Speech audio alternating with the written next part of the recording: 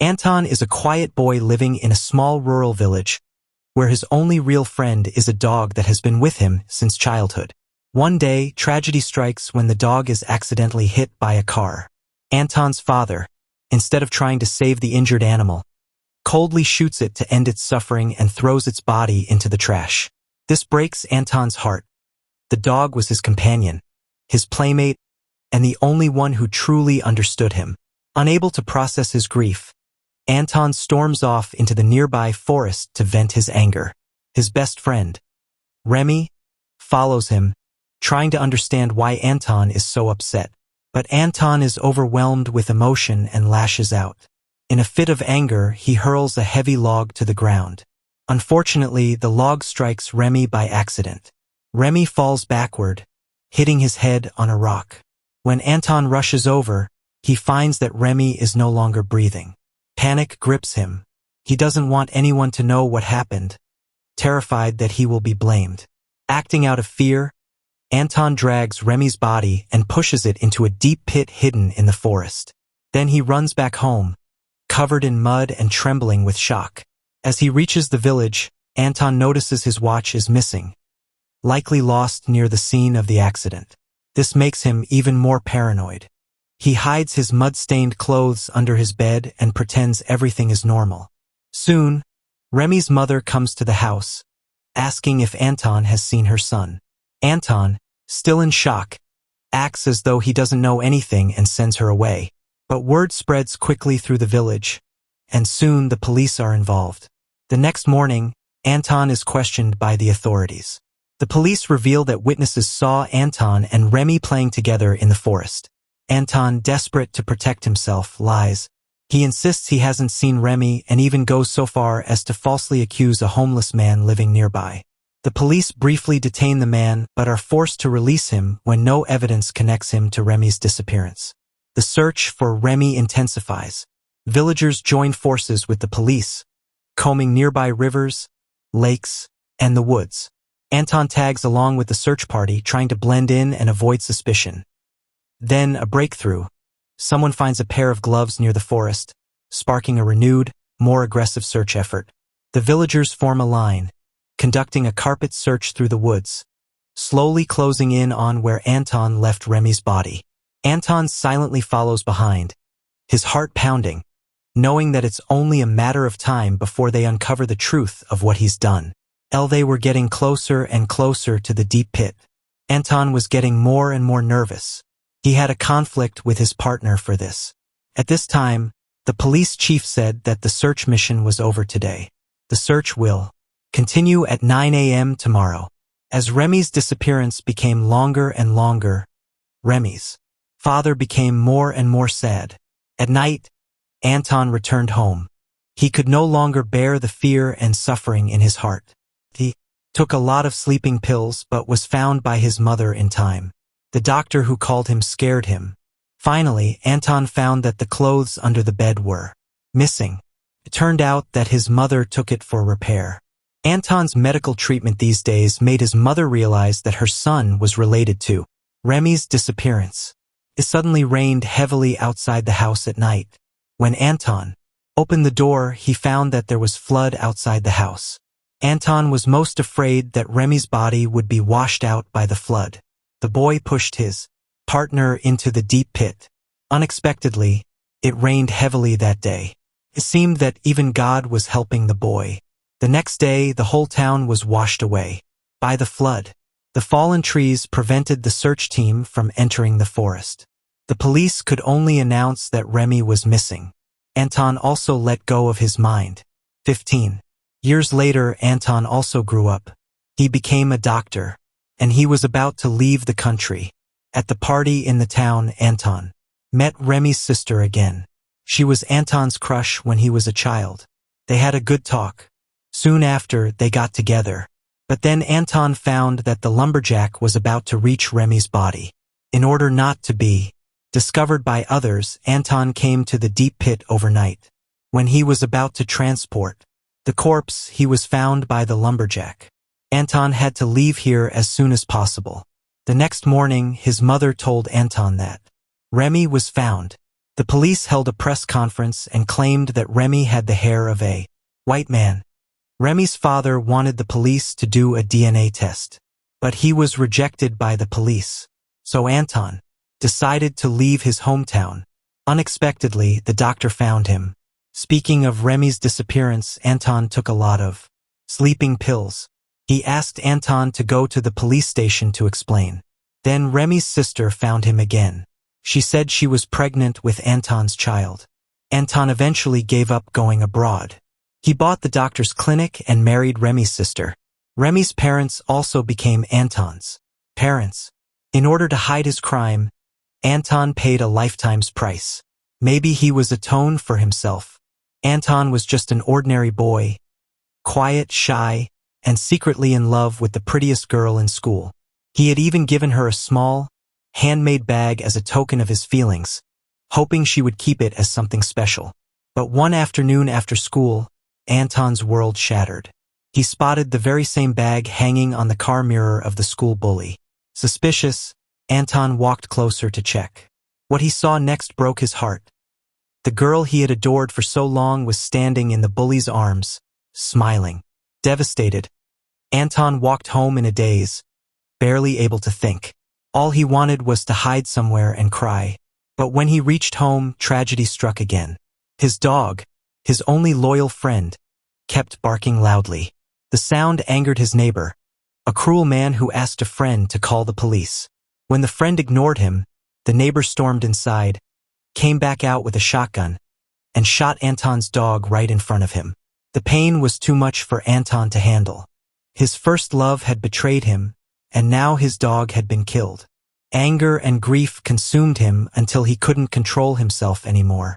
That night, Anton took his shotgun, went to the neighbor's house, and shot the man's son, Remy. Instead of confessing, Anton panicked. He dragged Remy's lifeless body to the stone fence in the forest and pushed him down into the rocky gap, hiding any trace of the crime. Terrified, Anton ran through the woods. On the way home, he saw a truck approaching. It was his mother's new boyfriend driving toward the house. Afraid he might have been seen, Anton hid behind a tree until the truck passed. When he finally reached home, Anton noticed something terrifying.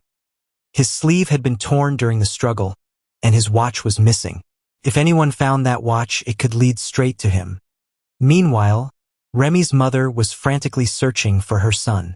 She went door to door and eventually came to Anton's house, knocking hard. "Do you know where Remy is?" she asked. "He wasn't with you, was he?" Anton froze, his heart pounding. His terrible secret was now on the verge of being discovered. Anton turned his head and stared at the torn sleeve of his shirt. His heart was pounding, but in the end, he chose to stay silent. After Remy's mother left his house, Anton rushed back to his bedroom and quickly shoved the shirt under his bed, trying to hide any evidence of what he had done. But before he could calm down, the wailing sound of police sirens filled the air. The police had arrived, joined by worried townspeople, and they began searching the area. Anton's face turned pale as fear washed over him. Because he was one of Remy's closest friends, Anton was questioned by the police. "Did you see a car or anyone suspicious?" an officer asked. Anton kept his voice steady and shook his head. "No, I don't know.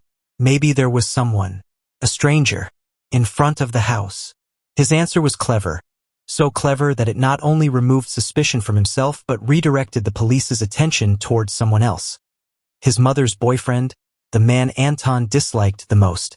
And just as Anton expected, the very next day, the delivery man, his mother's boyfriend, was arrested as the prime suspect. The police had two strong reasons to back up their case. First, the man had a prior criminal record, even if it was for a nonviolent crime.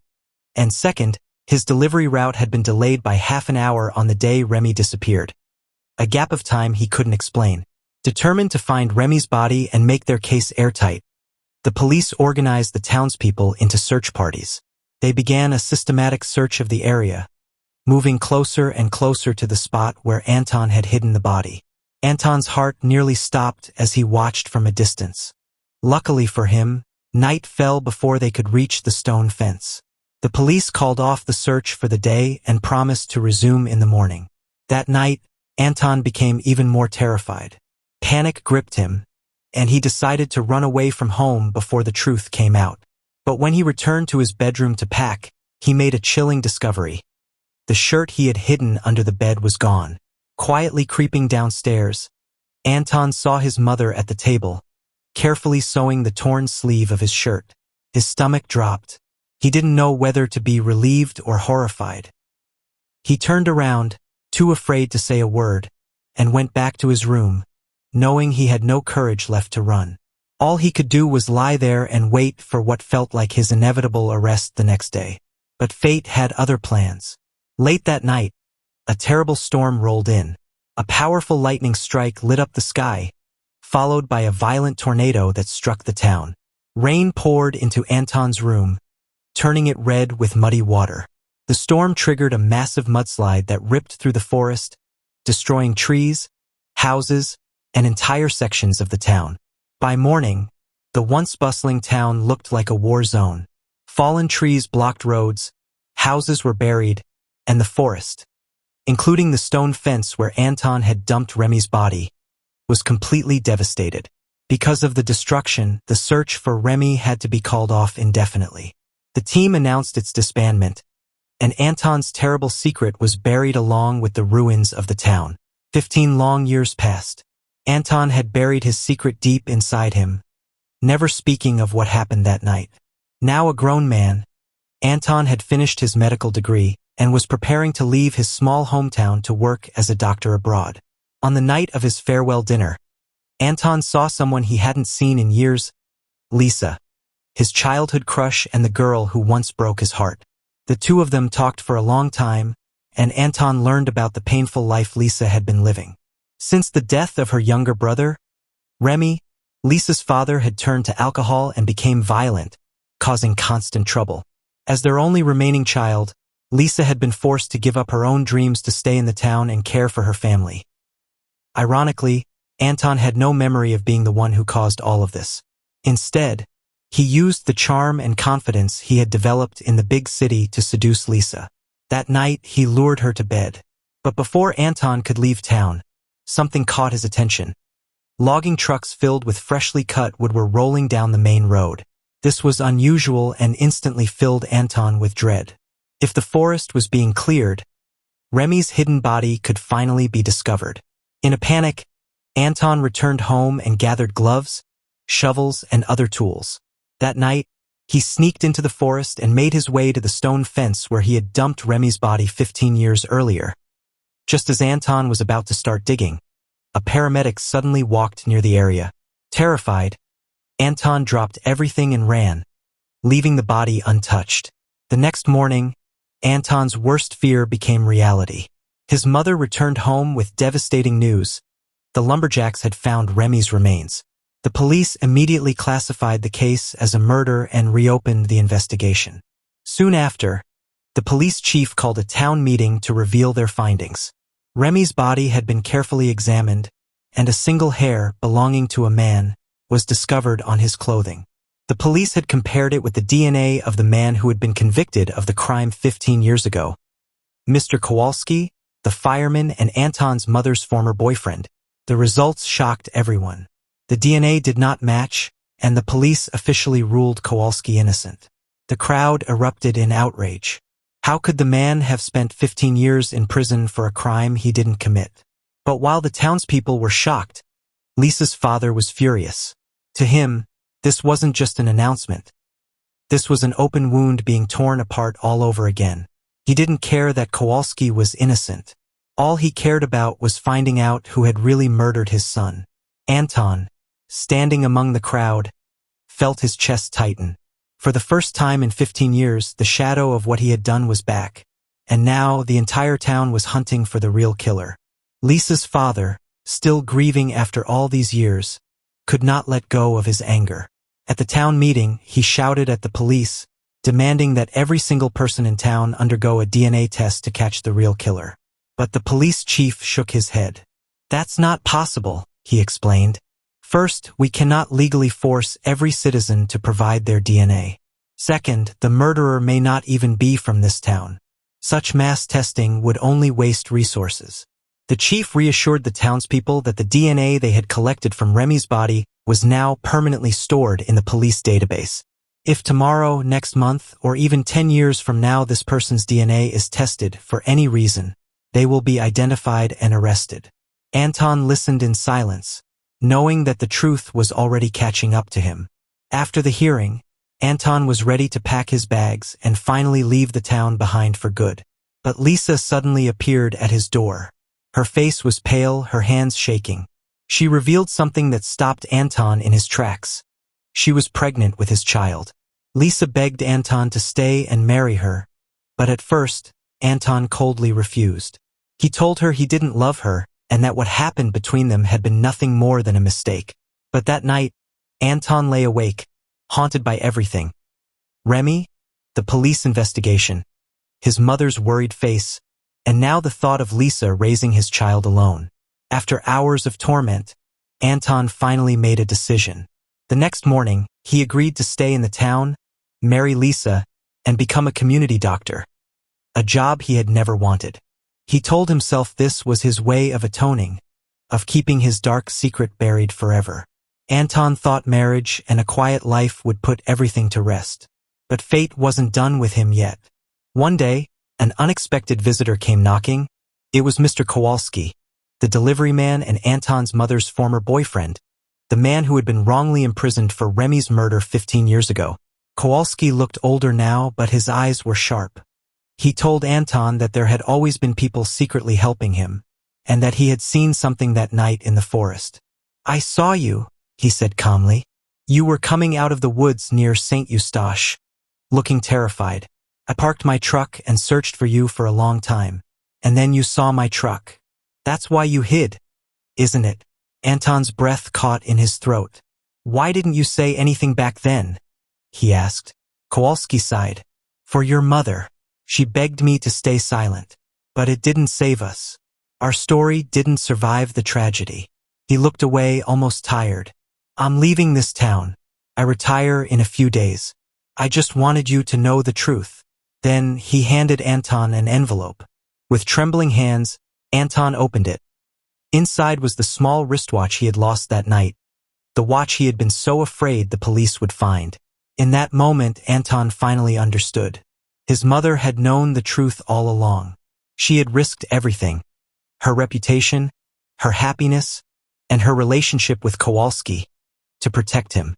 But that protection came at a cost. Anton was now tied to the town forever, trapped in a prison of guilt, regret, and fear. His life was completely reshaped by those 3 fateful days 15 years ago. No matter what he achieved or where he went, his soul would remain in that forest, next to the stone fence where everything had begun.